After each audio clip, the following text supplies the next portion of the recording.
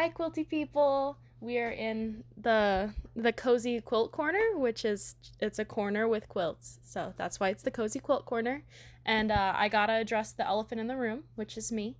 You don't know who I am. You haven't seen me unless you know my mom personally. Then you have seen me. But Heather is my mom, and she's busy right now, so you get me instead.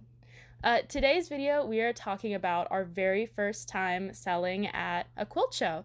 We sold t-shirts. We did a show in Hannibal, Missouri, and I'm here to talk about it. I have guests. I don't know how many of them are in frame, but we've got Tootsie behind me. Tootsie. She's shy. That's my sister's dog. We've got Bubba right here. Bubba.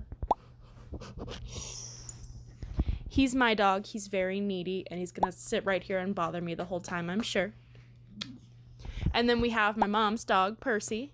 He doesn't want to say anything. I can already tell you that. But that's my audience for right now, and there's more off screen. This is what happens when mom leaves the house. All of her dogs gather around me, and I'm doggy sitting.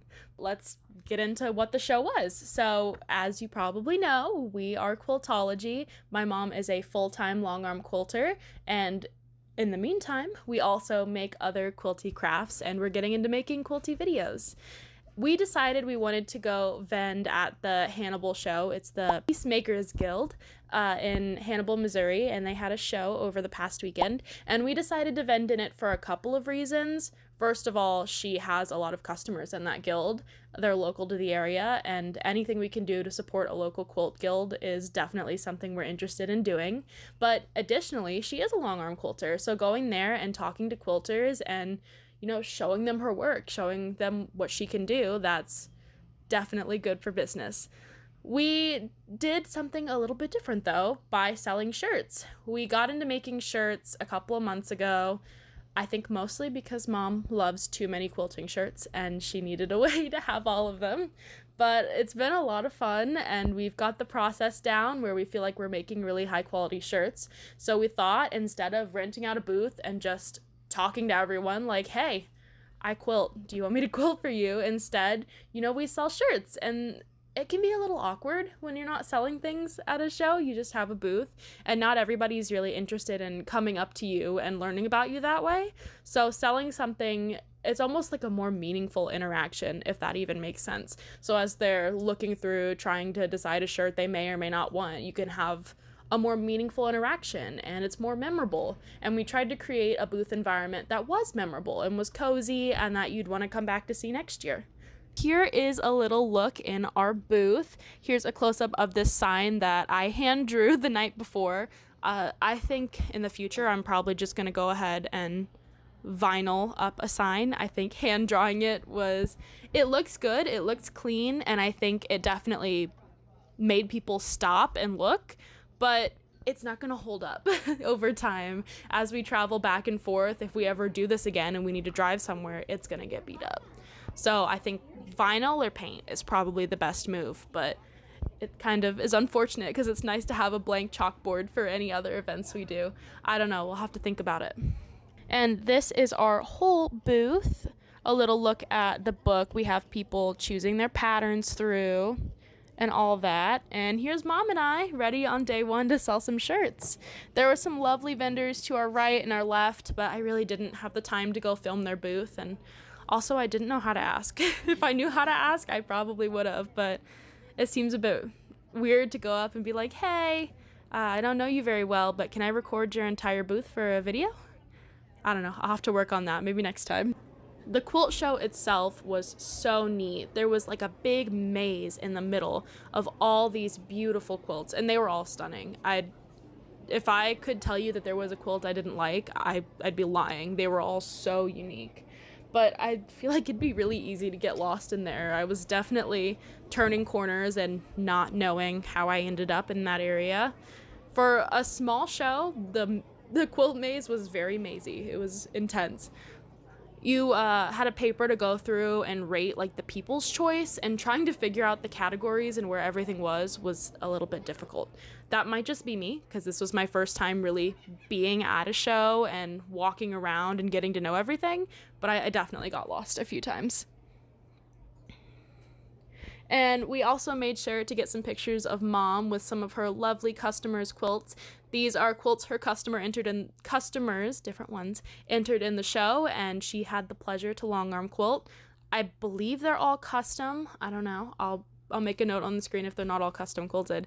But here are some of them, and they are beautiful.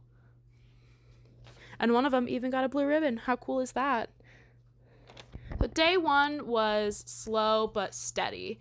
It wasn't like a rush of people, but we were never sitting in our booth not seeing anyone. We were never feeling like, wow, is anybody here? We knew there were people around, we could see them, but it wasn't like a mass horde of people, which makes sense because the first day of the show was on a Thursday, and not everybody can be out on a Thursday. The one thing that was not so amazing was the show went on an hour longer than we were told. There was a misprint somewhere because all of the advertising we were given and we were sharing on our socials said it ended at one time, but the advertising they gave out at the venue said it ended an hour later. So we stuck around an extra hour because that's what the venue said. What are the best seller today? This guy, which I'm also wearing. Okay, now make the face you made when you found out we had to stay an hour longer. Mine looked like this.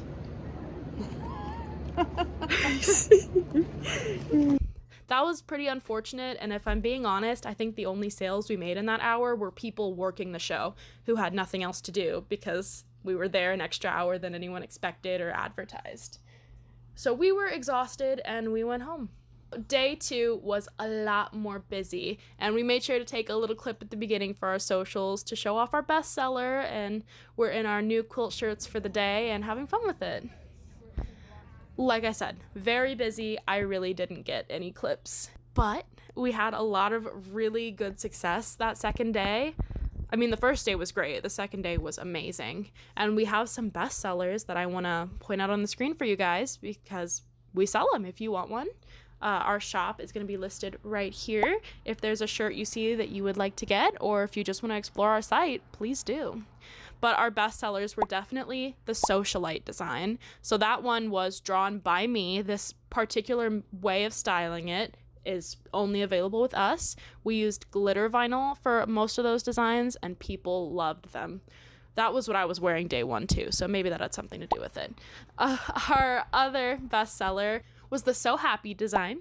This was a design that we purchased, so you can find it other places, I'm sure, but this is not designed by us. We're not the only people you can get it from, but it was definitely a bestseller. And another seller that moved super well was The Sewing Room is My Happy Place.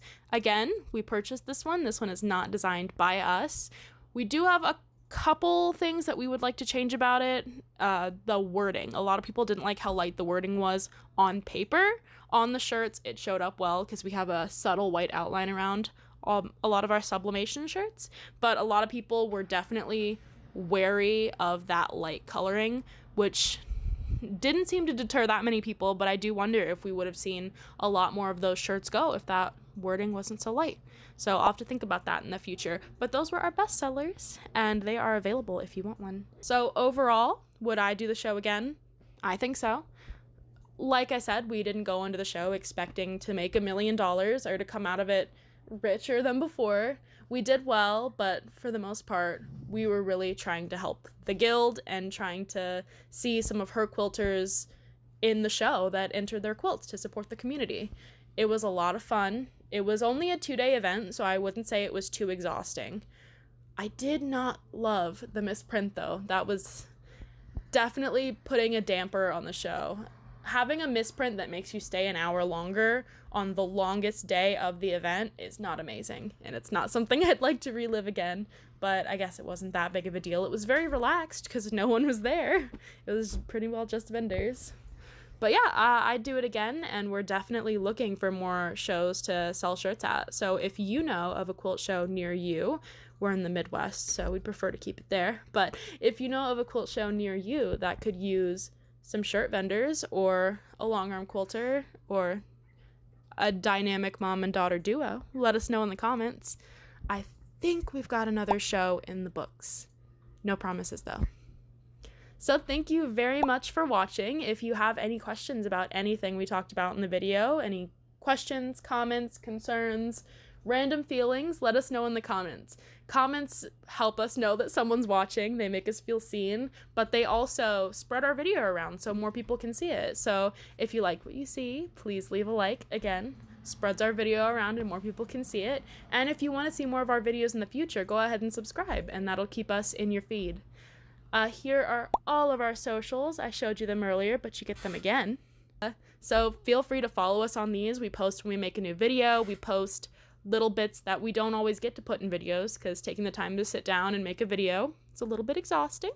So honestly, follow us there. You'll get more content. You'll get to know when the videos are happening. And if I haven't said it before, you should subscribe. We're trying to get to subscriber count that I haven't decided yet. I don't know. What are we trying to get to, Michael? 100. Our goal is 100 subscribers. That goal didn't come from anywhere other than my heart. I'd love to see 100 subscribers. Every time someone subscribes, it's a little bit of a motivator. It tells us that people are watching, they like what they see, and they want to see more of it, and it motivates us to keep doing this, because sometimes it's hard to talk to a camera alone in a room and wonder if anybody's watching. But yeah, like, subscribe, share, comment, or just leave. You could do that too. I wouldn't judge you. Have a wonderful day, and I hope to see you again soon. Bye.